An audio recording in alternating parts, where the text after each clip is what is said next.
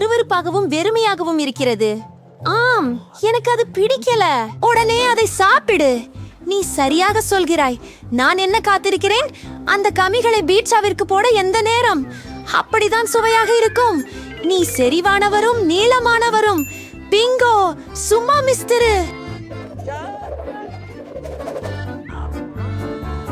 Tata, எப்படி இருந்தது? எனக்கு இது அற்புதமாக இருக்கிறது போல் தோன்றுகிறது. ஆம், இது அற்புதமாகவே இருக்கிறது. கோழிக்காக கோவு. மறுவழியாக ஒரு பெரிய யோசனை வந்துவிட்டது. மிலோ அழுது மகிழ்ச்சி அடைவாள். அவளுக்காக நான் யோசித்தேன்.